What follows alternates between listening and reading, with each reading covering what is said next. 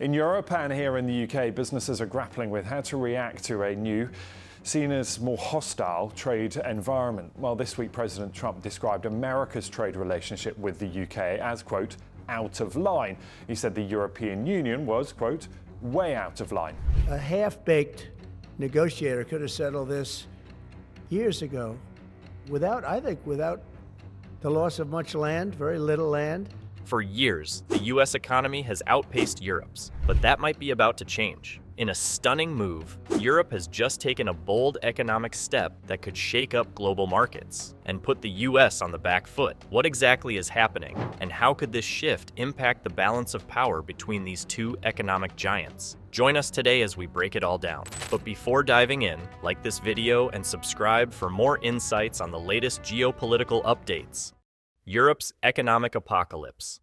The word tariff, properly used, is a beautiful word. One of the most beautiful words I've ever heard. It's music to my ears. Europe stands at a crossroads as powerful economic forces collide, threatening to spiral into a full-blown crisis. With global markets already on edge, a newly emboldened Donald Trump is setting his sights on the continent, ready to reshape transatlantic relations on his own terms. But what is his plan? Well, he plans to impose heavy tariffs on European goods, everything from Bordeaux wine to luxury Italian suits, including his favorite brand, Brioni. But the real pressure comes with his ultimatum. NATO allies must ramp up their defense spending or risk losing U.S. military protection. For European governments already grappling with ballooning deficits and shrinking tax revenues, this added financial pressure could push them to the brink, setting off waves of political and social turmoil. While recessions and trade wars have come and gone, what makes this moment uniquely dangerous for Europe's future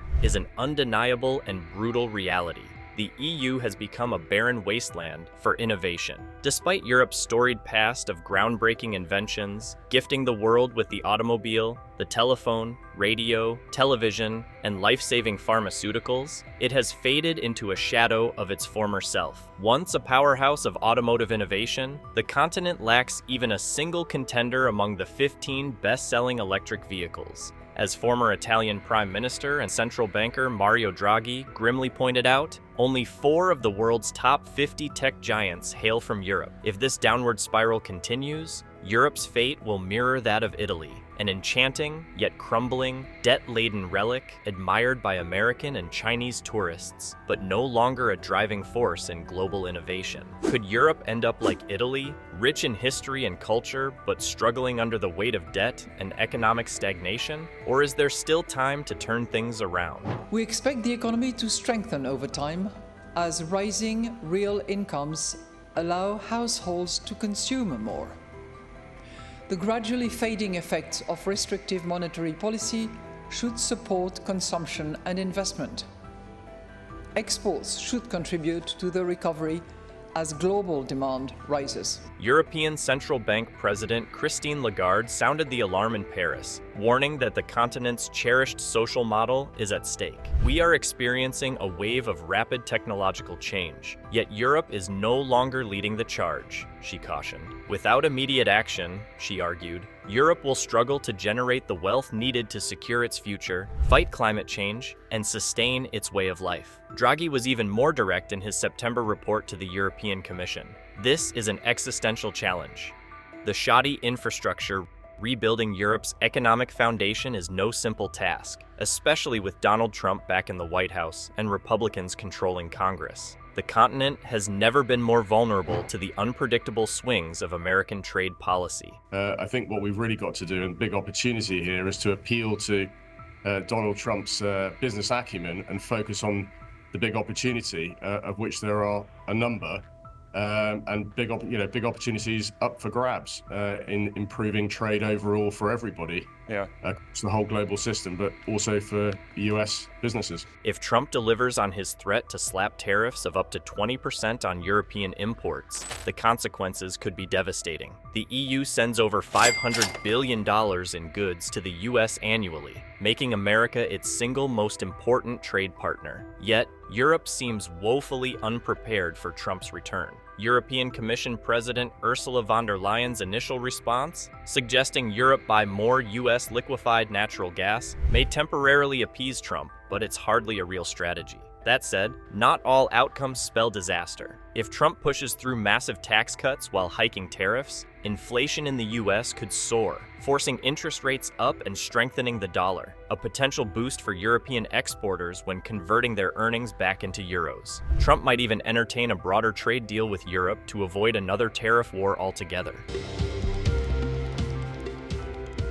Traditionally, the German economy is seen as the powerhouse of Europe. It is, after all, the largest economy in Europe, but increasingly it's the economic laggard. During her time in office, the Chinese economy was growing many times faster than Germany was, offering a strong market for German exports like cars, industrial parts, and medical equipment. Still, European industry is bracing for the worst. Executives remember all too well how, in 2018, Trump slapped tariffs on European steel and aluminum, tariffs that remain in place. Though Joe Biden suspended them until March 2025, Trump's return guarantees a new trade standoff. European central bankers are already sounding the alarm. A fresh wave of tariffs could reignite inflation and reshape global trade as we know it. If the US follows through on this, warns Joachim Nagel, president of Germany's Bundesbank, we could see a fundamental turning point in how international trade operates. Bad infrastructure and failing industries might be shocking, but they're just the beginning. Brace yourself as we reveal how Trump is merely a symptom of a much deeper crisis unraveling Europe's economic future. Underlying problems. The September reading below 2%, is there a risk that it could fall too fast? That's clearly always a risk. Monetary policy is decision-making under uncertainty. So basically, you don't know the future. You just have to live with the fact that you have to predict the future and then come up with a policy that best expresses or is the best reflection of. Trump is merely a symptom of a much deeper crisis. While the EU fixates on its next move, the harsh reality is that Europe's economic struggles extend far beyond its threats of tariffs and bluster. In truth, all Trump has done is expose the fragile foundation of Europe's economy, a system that, despite its prestige, is failing to keep pace with the US. If Europe had a stronger economic backbone and could compete equally with America, Trump's leverage over the continent would be minimal. But the scale of Europe's decline in competitiveness over the past 2 decades is staggering. The GDP per capita gap between Europe and the US has doubled, now standing at a glaring 30%. A consequence of Europe's sluggish productivity growth. You have to start early on in high school. After English, which is hard to avoid at this point, you gotta know how to speak English. After that, the second foreign language you should study should be Python. The root of this stagnation? Europeans simply don't work enough. A German employee, for instance, clocks in 20% fewer hours than the average American worker. Beyond that, Europe's corporate sector is failing to innovate at the rate necessary to drive future growth. Nowhere is this more evident than in the tech industry. US tech giants outspend their European counterparts more than twofold in research and development, according to the International Monetary Fund, IMF. Since 2005, American tech firms have surged ahead with a 40% boost in productivity, while Europe's has remained virtually stagnant. The divide is just as glaring in the stock market. US valuations have more than tripled since 2005, while Europe's have barely risen by 60%. In her Paris address, Christine Lagarde said, "Europe is falling behind in emerging technologies that will drive future growth." That statement barely scratches the surface. Europe isn't just lagging, it's barely even in the race. China and Germany stumbled last year with fundamental challenges proving difficult to fix. Meanwhile, the US saw strong growth, but Donald Trump's return and his tariff-centered policies could have widespread effects. For a deeper look, the EU once had ambitious dreams. At a 2000 summit in Lisbon, European leaders boldly declared their intent to make the continent the most competitive economy in the world. A key pillar of the Lisbon strategy was a dramatic increase in investment in higher education, research, and innovation. Yet, nearly a quarter of a century later, Europe has failed to meet its goal and fallen far behind both the US and China. The EU never even reached its target of allocating 3% of GDP to research and development, one of the most critical drivers of innovation. Instead, Europe's R&D spending has remained at around 2% since 2000. Universities, the natural breeding grounds for research breakthroughs, have failed to turn the tide. A telling statistic: in the Times Higher Education Global Rankings, only one EU university, Munich's Technical University, cracked the top 30, and it barely made the list, tying for 30th place. Europe isn't just underinvesting in Schrundiet, it's investing in the wrong areas. The problem isn't just a lack of funding, warns Clemens Fust of the IFO Institute, but that much of it is being funneled into the wrong priorities. The stark reality? Europe's economic model is crumbling.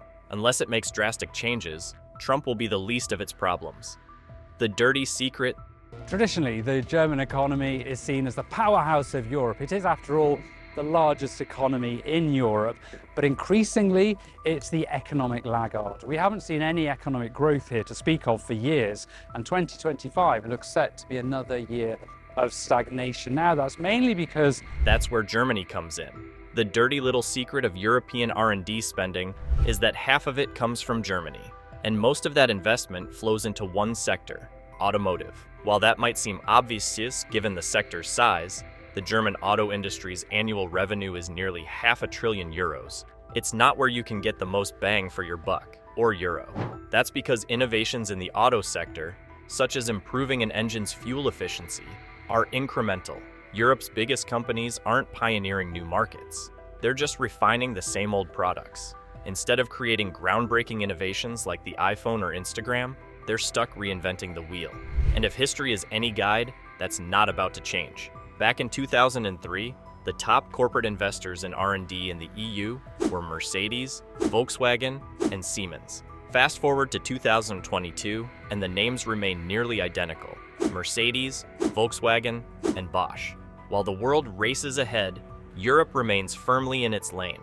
For decades, betting everything on its auto industry seemed like a winning strategy, until it wasn't. Despite Europe accounting for over 40% of global R&D spending in the automotive sector, German car makers somehow missed the EV revolution. That failure is now dragging Germany's economy into crisis. Volkswagen's recent announcement that it will close some of its German plants for the first time is a stark warning sign. The country's auto sector, employing roughly 800,000 workers, has long been its economic powerhouse, but its dominance is crumbling. While Tesla and Chinese automakers poured billions into battery technology and secured key patents, German manufacturers stubbornly clung to diesel. The result? They lost their edge, and now they're scrambling to catch up. The car was invented in Germany, the bike was invented in Germany, many more products. But we're losing grounds because when you're economically successful, you get arrogant. You think, nothing can happen to us. And we see now how vulnerable we are. But Germany's economic troubles don't stop there. A demographic time bomb is ticking. An aging population combined with a dire shortage of skilled workers is choking its economic potential. Many hoped the influx of refugees would fill the gap. Still, most lack the technical expertise for engineering and advanced manufacturing jobs. And now, layoffs are piling up at an alarming rate. In the past few weeks, Volkswagen, Ford, and steel giant ThyssenKrupp have announced plans to cut tens of thousands of jobs. If this trend continues, Germany's labor shortage might solve itself, but only because there won't be enough jobs left. To make matters worse, businesses are fleeing. With soaring energy costs, expensive labor, and heavy regulations, nearly 40% of German industrial companies are considering moving operations elsewhere, according to a survey by business lobby DIHK. The situation is dire. Veronica Grimm, a top government economic advisor, is blunt about what needs to be done. Germany must implement fundamental structural reforms to attract investment or risk losing its standing as an industrial powerhouse. As she put it, the situation is pretty gloomy. That might be an understatement. What is going on with Europe's economy? Its economic growth is down, its factories are less productive, and hope for its future success is waning. Throughout 2023, Europe's economy barely moved, teetering on the edge of stagnation.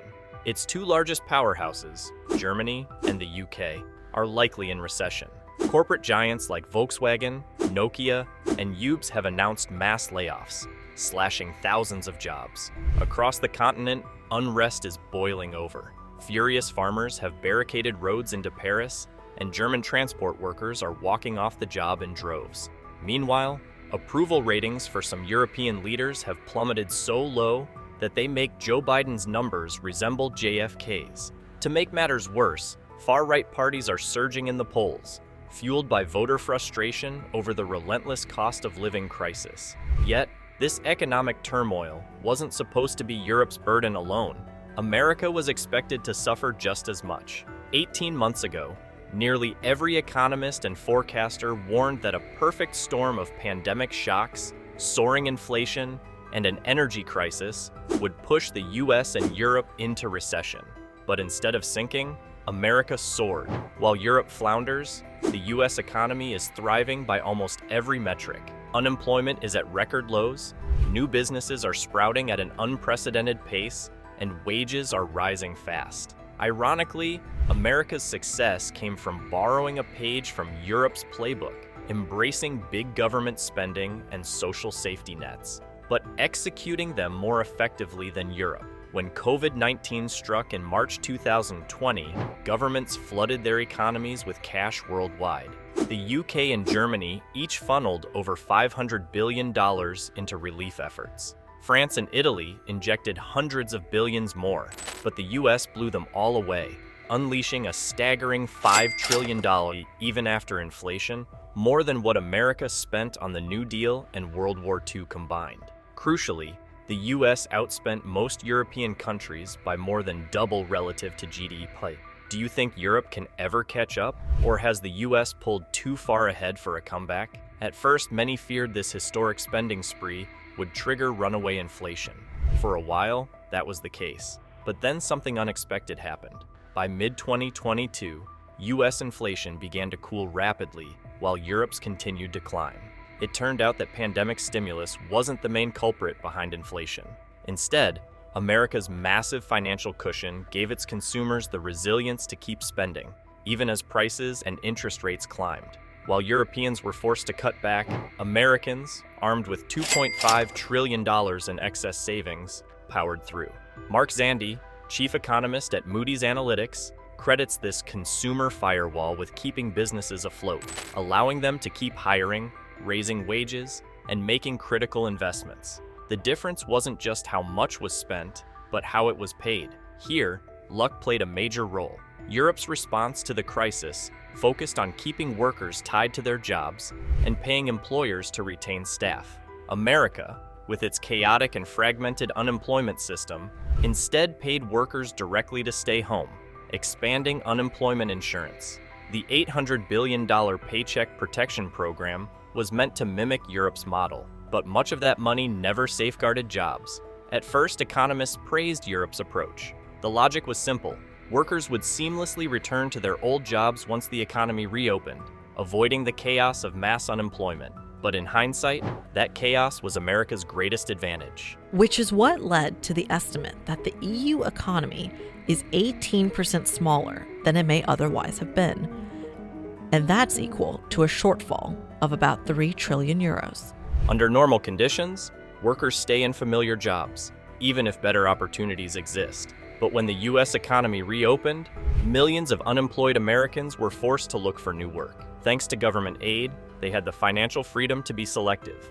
Many landed better paying jobs than before the pandemic, and countless others took the leap into entrepreneurship. This massive labor market reshuffle, argues Adam Posen, president of the Peterson Institute for International Economics, likely explains why American workers saw a surge in productivity in late 2023, something that never happened in Europe. The pandemic response convinced people that the government ultimately had their back, Posen said, and that allowed them to take bigger risks than normal. In an ironic twist, America's mix of European-style safety nets and classic American dysfunction may have been the perfect formula for economic resurgence, one that left Europe struggling to keep up. Thought that was shocking? Well, hold on as we delve into Germany's financial woes and the ripple effects shaking the entire bloc. Stuck in the 19th century. Our former model is over. If we follow our classical agenda, we will be out of the market, I have no doubt. As the economic powerhouse of the European Union, Germany's financial woes are sending shockwaves across the entire bloc. Nowhere is this impact more pronounced than in Central and Eastern Europe. In these regions, Germany's automakers and machinery manufacturers have transformed into their vast industrial workshops over the past few decades. Suppose you drive a Mercedes, BMW, or Volkswagen. In that case, there's a strong chance that its engine or chassis was forged in Hungary, Slovakia, or Poland. But now, with Germany's auto industry in crisis, Europe finds itself in a dire predicament with no real fallback. The contrast with the United States could not be more striking. In 2003, America's biggest corporate spenders on research and development were Ford, Pfizer, and General Motors, names deeply rooted in traditional industries. Fast forward 20 years, and the landscape has completely shifted. Today, Amazon, Alphabet, Google, and Meta, Facebook, are leading the charge, with Silicon Valley's tech giants dominating the global digital economy. Against such formidable players, the idea of European tech ever competing, let alone catching up, seems almost impossible. One major reason? Money. Unlike their American counterparts, European startups struggle to access venture capital, the lifeblood of high-growth innovation. Over the past decade alone, U.S. venture capital firms have raised an astonishing $800 billion more than their European rivals, according to the IMF. But instead of fueling the future, Europeans hoard cash, letting inflation erode their wealth. Right now, a staggering $14 trillion in European savings sits idly in banks, slowly losing value. Europe's shallow pools of venture capital are starving innovative startups of investment and making it harder to boost economic growth and living standards. A team of IMF analysts warned in a recent report, if cutting-edge cars and tech are out of reach, could Europe at least fall back on its old industrial strengths, machinery, trains, and the 19th century technologies in which it has always excelled? Unfortunately, this is where China enters the picture. But the country is now experiencing some evidence of an economic downturn. In May, youth unemployment was almost 21%. That's a record high. And exports dropped year on year by 7.5%. Property investment is also down. With more, China has systematically expanded its competition with European industries in the past 2 decades. In 2002, Chinese firms directly challenged European manufacturers in about a quarter of global industrial sectors. A recent European Central Bank analysis shows that the number has soared to 2/5. And China isn't just competing, it's winning, largely by undercutting European firms on price. The result? A significant drop in the EU's share of global trade, tightening the economic noose around a continent already struggling to keep pace. If Europe doesn't reverse course soon, these countries will face agonizing choices, much like Greece did in 2010, as soaring borrowing costs push them to the brink. And history has shown what happens next. Political radicalization is not a distant threat. It's already underway. Just look at France, where extremist parties are gaining ground at an alarming rate. And this is before the worst of the economic reckoning has even begun. The real danger?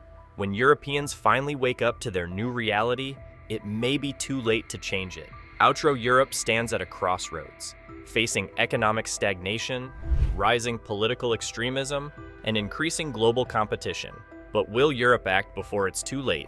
Or is the continent doomed to fall further behind? Let us know your thoughts in the comments. If you find this insightful, don't forget to like and subscribe.